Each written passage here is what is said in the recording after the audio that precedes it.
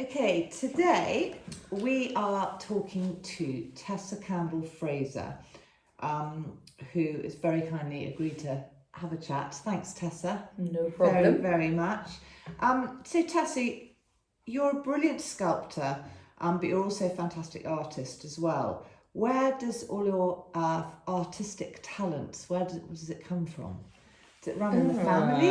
Good question. No, not really. I had way back some relation who sculpted, who I think was called Dice, but I mean that must be sort of 5 generations back. And I think my grandmother did a little bit of drawing and painting, but no, not really. My first sort of dilly-dallies into painting and sculpture were drawing on the wall at home, much to my parents' displeasure, as it was wallpaper. I kept having to put my pillows further up the bed so they couldn't see what I'd done on the wall. And actually, one of the first jobs I did was as a muralist. So I kind of must have known at the age of about 6 and 7 that I was clearly meant to draw on the walls. Yes, started from an early age. Yes. And which came before the other? The painting art, came first. The painting. Yeah. Yes. So I went to Chelsea Art School and I studied in interior design, which was kind of weird thinking that that's what I wanted to do, but it definitely wasn't. And I was lucky enough to work for an interior design company, and they let me design their fabrics. So I designed a fabric collection for them, which was fun and interesting. But I realised it wasn't what I wanted to do. I wanted to be actually painting rather than just doing some designing. So I left and I worked for, as I said, this mural company of 2 guys in London, and they were just great fun. And we worked in the studio. Some of the murals we do on massive canvas rolls and then take them and install them, but most of it was done, in situ. Yeah. So we did murals in America, Gibraltar. We did a huge casino in Gibraltar, something like 100 meters of mural, 100 meters by 4 meters or something of mural. And how long where did else that did we take? do? There were about 4 of us on the job. I can't remember. I think we were there about 3 weeks, but a lot of it was sky. So we had techniques of doing things quite quickly. Yes. And then we did restaurants in London and stuff in America, and so it was a great way to travel, earn a living, and painting on a large scale. So I suppose that sort of large scale work has kind of been in my DNA right from the beginning. Yeah. And then from that painting, I painted a horse. I think I painted one of the horses we had at home.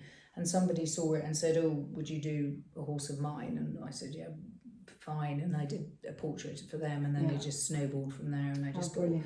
So I kind of fell into the horse painting, the equestrian side because of that. But then my love of it and my knowledge of it sort of took me further and deeper into the process of that side of the art. And this, your sculpting, when did that sort of come about? So slightly unusual story. I was doing a painting for the Queen of the Queen and her dogs at Sandringham, and I was only 20. How old was I? Probably 23. Wow. And I'd hardly ever done a portrait, so I was sort of suddenly had this commission to do a portrait of the Queen, and it was like, oh my god, I don't know what I'm doing. Anyway, I went down to Sandringham, and the Queen came out with her dogs, and I took a whole load of photos as a start point. And it was in the days when we didn't have digital cameras, and so after she'd gone back in, the man came to take my cameras away, to take the film out, to then get it privately developed and then give it back to me. But they couldn't get the film out of the camera, and the camera seized, and I had taken 2 cameras, but my main camera of 36 photos, I had lost all the photos because they couldn't get it out. So I was left with only 1 roll of film, and I just didn't dare, age 23, say, "Your Majesty, could I do it again? Can we do take 2? It's the worst person that could have happened with, isn't it? And so, and Sandringham's such a big, imposing house that it was really hard to find a way of making it look beautiful. And I kind of, a sort of mentor friend of mine said, "I think you need to sculpt it all because you don't have all the dogs in photographs, and you need to know what you're doing for designing the painting. You should sculpt the little dogs to scale and the queen to scale. So I thought, okay, I'll do that. So I sculpted the queen, sort of only 5 inches tall, and then I sculpted the dogs. And I put them in. I set up a little light box in my studio, and I directed the light from all different angles, and I worked out which angle I wanted the sun to be coming from. So therefore where I wanted the house to be in the composition. And so it was a way of working out the composition of something that was quite complicated, because it was the queen plus there were 2 corgis, a Labrador and 2 spaniels, so 5 dogs. So I had to work out this composition.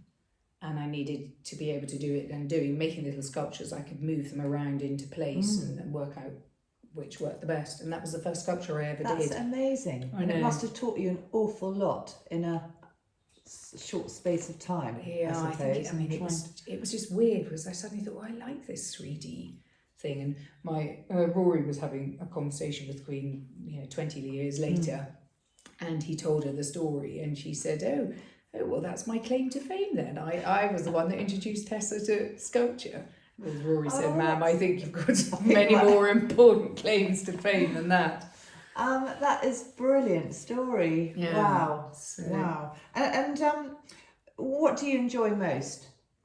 Painting or sculpting? I think sculpting, but I do find, if you look around my studio, I find one leads the other. So quite often what I'll do is I'll do some drawings for the sculpture, and then I'll make the sculpture, and then I'll photograph the sculpture, and from my photographs of the sculpture I'll then draw back in to make a painting out of Probably it. one helps the other, doesn't it? So they're very, they do go hand in hand, and when my hand's playing up, because when it's sore, then I'll resort back to painting if my hand's bad from sculpture.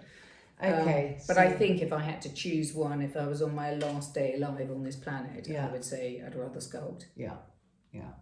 And what do you find the most difficult part of sculpting? It all looks pretty damn difficult, but is there a particular thing you find? I think if I'm doing a portrait for somebody, it's keeping it loose enough in its texture and its way, but also getting true character and likeness, that it could only be that animal. And it could only be, and you've got to get a character. So when I did the one, the estimate sculpture for the Queen, the first thing I did was spoke to all the jockeys and the grooms and trainer and said, is there anything particular about estimate that, you would all agree on? And they said, oh yes, she's so stubborn. And one thing she'll do is, if she sees a bird that she wants to look at, she'll stop dead in her tracks and she'll tilt her head and she'll watch that bird. And any jockey trying to make her move on, she'll just say, no, thank you, go up on end, or just say, I'm not moving until I've seen what I want to see. And she would always cock her head. So there was this thing that a lot of people said, and I thought, well, I have to get that cock of the head because no other horse does it. No. And so that's what I've hung the composition on, was that. And then trying to get her to do it so I could see it for myself. But wow. And is there a commission that you have done that you've sort of found was your biggest challenge, hardest one to do? In particular, I think doing the big estimate was hard because it was so big. So I did life plus 10%. So it was about 19 hands nearly, and I'm really, if something doesn't feel right to me, I won't let it go. I won't fudge it and go, that's okay. And I decided that the back leg, I had some armature coming out at a crucial point on the hock, and it doesn't matter sometimes if the armature's sticking out, because you just mould around it when you come to do the thing and get rid of it in the metal, because you'll make a wax of it. But this was at a crucial point of the bone of the hock, and it was in the wrong place. And so 2/3 of the way through the sculpture, I chopped the back leg off and re-welded it and did it again. And it was that type of thing, just having the faith that it wouldn't fall over onto. It did have a post up its middle, but still, it was a leg that was carrying quite a lot of the weight of probably 1.25 tons of clay. Because actually that was my next question, was going to be, do you ever do loads of work on something and then think, oh my god, I need to? I'm good at that. If I see something that annoys me, I won't allow myself to ignore it. No. And the only way I know when something's finished, or for me, is so each night in the studio, as I'm getting towards the end, each night in the studio I'll make a list of what I feel is still wrong. Okay. And then I'll come in the morning and I'll just work through my list of what's wrong. Come in fresh. And then that night I'll make another list of what's wrong, and I'll work through my list of what's wrong the next day. Okay. And it'll go on and on until there's nothing left on the list. Very good so system. Each day it just gets smaller and smaller, because I think with sculpture you don't, or with anything, I don't think you really know when something is right. I think I know when it's wrong. Yeah. And when it ceases to become wrong, it's right. Then it's right. Because if you keep pushing it to make it more and more right, all you're doing is killing it, and you're losing the spontaneity of the big brush marks, or the big, gestures that you've made with your hand or something. So that's the way I stop a piece, when I can find things that don't bother my eye. Yeah. Which is why I can never leave something that bothered my eye, even if it's as major as having to chop off a back leg, re-weld it and start again. Yeah. Because it would always bother me. Yeah. So it would always. I have to just start again. Oh, it's fascinating to hear that. And do you prefer to work with animals more than humans? Do you mainly work with probably, but only because I suppose animals don't try and tell you how they want themselves to be seen. No, and so they get interference. You get a truer portrayal, I think, of what you're trying to do. Yes. And I think I'm quite a nervy person, and I think if I was doing portraits, I'd be terrified. They'd be going, "Oh, she's no good. Why have I got her? She's made my nose too big." Yes, I could do better myself. They'd be saying, "Oh my god, I can't." So with animals, they kind of let you be. And also with an animal, you'll find if you spend enough time with it, even wild animals, and I've done, pretty wild gazelle in the middle of the desert, that won't go near anyone, even their handlers, they won't go near. But I sit in huge areas, where they're penned in like an acre or 2 acres. And because I sit still for 3 hours, after 2 or 3 hours, they do come towards you. Yeah, I'm sure to investigate. Yeah, exactly. Yeah. So you have that, and then also with an animal, you'll find without them telling you anything, they'll go to a natural pose that is unique to them. So if you watch them long enough, they'll tell you how they need to be portrayed. Unless you're doing them galloping racing. Yes, still, even if you are, you'll catch something from sculpting them in the stable. Yeah. Because you'll catch a character. And for me, so much of what my work's been pinned on is getting a character or a likeness or an essence of that particular animal. Yeah. So I think that's why I like doing them, because, there's no, they're not judging you, and they're just being what they're living in their skin. And do you so when you're working on a commission, you obviously spend a lot of time with the animal or the subject, but do you take a lot of pictures that you then take away, and do you work a lot from the pictures, the images? I do. If I'm doing a big piece, I'll always do my maquette, which is my small one. I'll do it all from life. So for the estimate, for example, the small one I did, which was probably, it was about 5th life size, I did that entirely from life. I might go home to the studio and tinker a little bit, but not a lot, because when you're doing something from life, you're in a sort of different state of mind, and there's an immediacy about it, because you're needing to capture something when it might move or it might change, or you've seen something and you put it down, and you're not... It's a sort of more subconscious way of seeing and working. So I find it's much better if I do my little one from life, and then the big one you can't do from life because it's in the studio. But I've got all that information in my little one. Yes, okay. And the maquette gives me, it should have the energy of the actual animal in Yeah. it, because it's all been done from life. Yeah. Okay. So, and then I take photographs of things to remind myself of a particular, if it's got a particularly high wither, or if it's got a particularly sloping bum, or if the dog's got a particular way its coat falls, or a person, a particular way the hair is, or something like that. Yeah. So I'll have that photographic reference, but I use it just as an aid rather than as a sort of complete, the only way to get to the end result. And so obviously we've talked about Estimate a bit, but you had the honour of sculpting Her Majesty the Queen's Gold Cup winning horse, Estimate. Now, it must have been a huge pressure, was it?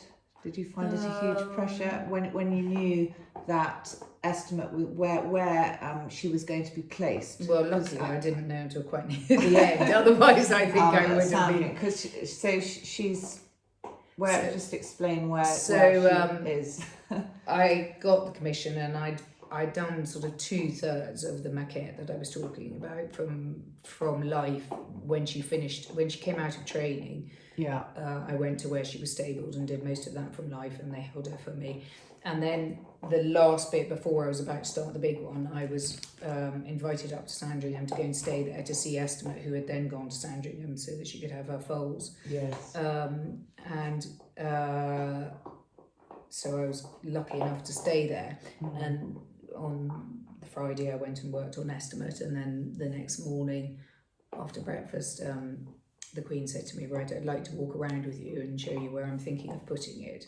And I said, yes, ma'am. And I'd done a painting for her before, but at least with a painting you can think, well, if they don't like it, they can put it in the loo, or they can put it in a back. She's got matters of back passages. You can put it somewhere you don't see it. And so I was a bit nervous as we set off out anyway. And she walked to the front of the house and she said, I think I'll have it here. And I just thought, oh my God, no. And I'd never done a piece that big of a horse. So, yeah, that kind of made me feel quite sick. But I just had to go, no, just do your best, do your best. And if they don't like it, it doesn't have to go there. But when the stone, this massive stone carved, because it's on a lovely stone plinth that's all been carved beautifully, saying Estimate on the front. And when that arrived, I was just thinking, oh my God, there's no turning back now when it's concreted into the ground inside the house. Well, God, how fantastic. It must have been a very proud moment seeing her there. I survived. I didn't end up in the Tower of London, so I'm still here. So moving on to your other work, has it taken you to loads of sort of wonderful places, far and wide? Have you sort of had to go so I did a lot of travelling when I was doing the murals. Oh yes, of course. I've done some racehorses for people in South Africa, so I've been flown out there for that. I've done stuff in the Middle East. I did 24 life-size gazelle in the Middle East. How amazing. So I went out there 2 or 3 times for that. I've done quite a lot of things in different places. Hippos, life-size hippos. So my goodness, I'd love to see pictures the Mara for that. And luckily I married Rory, because I said, okay, Rory, can you do your best impression of a hippo? But he was very good, because he made the noise of, when a male was about to fight another. Well, the males would come up, and 2 of the hippos I sculpted were the males with their mouths open. Yeah. And then a female lying in the water. So I kept having to say, Rory, you need to do it again. I need their mouths open. But they would. They'd come out the water, and there was another male noise, hippo. That isn't it? I know, that's all. It's wonderful. So he was very good at that. Yes. So that was a nice trip down there. And elephants, I've done 3/4 life-size elephants, and I've worked a lot for a client in Denmark. He had a safari park, so I did life-size guinea fowl for him. Wow. So how fantastic. And so what are you working on at the moment? I know you're giving your wrists a break, aren't you? Yeah, I'm just waiting to get my wrist re-injected, but I've just finished I've been doing a sort of series of Bishop and Bears, which is my sort of allegorical storytelling to how I view that the world is either going to be destroyed by global warming, which the bear symbolises, or by wars under the pretext of religion. And look at Ukraine, people Says a saying lot. he's getting rid of the Nazis. I mean, he's just it's complete rubbish, and they use religion as an excuse to fight a holy war. Yeah. So that's why I have the bishop and bear. For me, it symbolises the two things that we need to be most aware of. Yes. Yeah. And I've done quite a lot of that, and I've been up in the Arctic Circle doing paintings for the backdrops of the sculptures. So I've just finished another one of a bishop and a bear standing back to back, both looking up to the sky, sort of going, praying. How do we deal with this? What do we do to solve the problem that is actually getting worse, not getting better? So it's a sort of gentle way of my take on what we need to be aware of, without ramming it down somebody's throat. Have you ever turned down a commission? Yes, I've turned down a few actually. I got shortlisted to do, I think it was 8 life-size horses. Was it 8 or 7 in London? Right. And I pulled out of it because the budget was so small it wouldn't have even hardly covered the foundry costs. And for me, I didn't really need to be taking it on. No. I just thought, I don't care if I don't have a bigger name. My name's enough. I'm not trying to conquer the world. No. So I pulled out of that one. I've pulled out of a few. Sometimes, occasionally I do a portrait of somebody, but if I feel the person is so special and so magical, I sort of think, oh my God, I'm never going to capture that. If I know them well and I think they're so wonderful, I think, I can't do them justice. No. Or if I'm really busy. Of course. Too much. Yeah. So definitely things that I won't take on everything, and I don't want to be the world's most well-known artist. I just want to do a good job of what I do. Well, you seem to do an amazing job. And if you had a piece of advice, one piece of advice you would have given your young self, knowing what you know now, to do with sculpting and art, what would that be? Well, I think I'd tell my young self and my old self that I should be a little more efficient on the computer. And, I realise now that things like social media is very important, and I'm slightly sort of, too old to learn. So hard, and I just can't really be bothered to try and get millions of followers on Instagram or whatever. And I know it's very important. So if I was telling a young person now, I'd say probably you really need to do that. And I'd like to be telling my old self, and I'd like to have told my young self to be more aware of social media and how powerful it is at pushing your name up there. Sometimes you don't even need to be good at it if you just if you just have that. It's So I think that would be the thing I would say to myself. You just need to be a little more savvy on the internet. And if you could do all this again, would you be happy with doing both sculpting and painting? Yeah, definitely, because I think I'm a jack of all trades and a master in none. And You're a master of all trades as well. No, I don't think I am at all. And I think for me, doing art is a exploratory process. I can't stop wanting to build houses or do things like that. I always want a building project. I'm always wanting to make something, create something. So, and my husband said we're not moving house again, so I'm not allowed to create anymore on the building. Go through each room. Yes. Actually, just doing the decor. The decor isn't enough. I like the bricks and mortar. I like the physical side of the building. It's a disaster. I think I should start building follies or something. Yes, you could do that.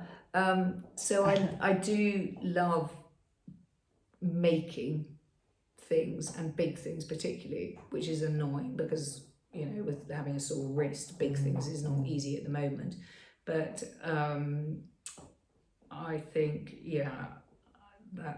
I would do it all again the same way. I would definitely go and work for the mural company that I did because they were wonderful and we just had a blast. And I was young and carefree, and so were they. and it didn't feel like work. It just felt like we were having What good fun. How brilliant. And I would definitely do the painting, and I'm delighted I moved into sculpture. I think now I need to just combine the two and be true to what I need to say. I suppose as you get older, I think in the early years I made art partly because I needed to earn a living, so I did what people told me to do because it paid the bills.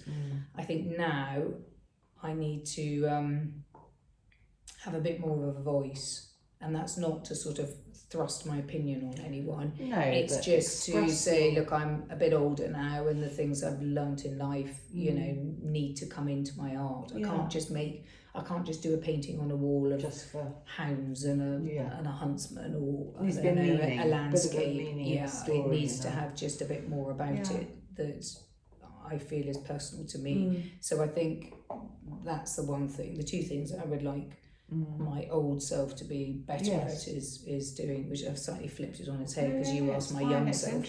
But my old self, it's just interesting, you know. I just would like to be better on the internet and more able to give time to it, whereas I just don't. I just am stubborn and I can't be bothered and don't want to. No, I know. And I want to.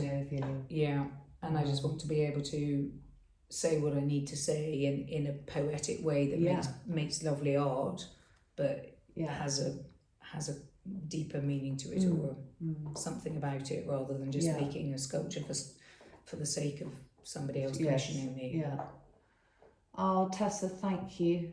Pleasure. That was really, really fascinating, and you can probably hear my dog chewing on around. its bone. That's all right, having a nice time.